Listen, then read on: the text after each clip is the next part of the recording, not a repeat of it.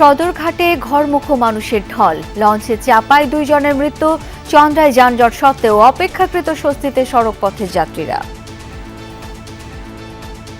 বেশ অনেক ভালো লাগতেছে। অন্যবারের তুলনায় অন্যবার অনেক জ্যাম থাকে বা অনেক দুর্নীতি বা সবকিছুই থাকে, তো এবার অনেক পরিবেশ অনেক সুন্দর লাগতেছে। বাবার বাড়ি যাচ্ছি, ছোট বাবুকে নিয়ে, এটাই আমাদের ঈদের আনন্দ। অনেক সুন্দরভাবে আসছি, কোনো ঝামেলা হয়নি।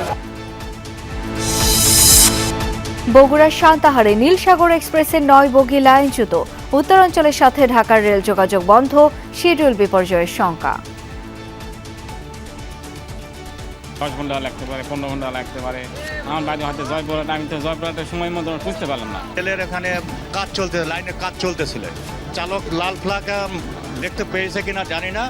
ট্রেন দ্রুত গতিতে আসার ফলে এই ঘটনাটা ঘটে। ঈদের আগেই প্রায় শতভাগ পোশাক কারখানায় শ্রমিকের বেতন ভাতা পরিশোধের দাবি। বিজিএমইএ এর মার্চের আংশিক বেতনও দিয়েছে কেউ কেউ। শেষ মুহূর্তে ঈদ কেনাকাটায় ব্যস্ত নগরবাসী। যমুনা ফিউচার পার্কে ক্রেতা দর্শনার্থীর ভিড়। এখানে আপনি সবকিছু A to Z এক ফ্লোরেই পাবেন। এক জায়গায় সব কালেকশন, সব ব্র্যান্ড, সব কালেকশন।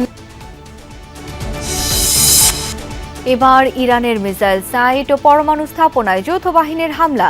লারিজানের মৃত্যুর বদলা নিতে প্রথমবারের মতো হজ কাশেম ক্ষেপণাস্ত্র ছুড়ল তেহরান।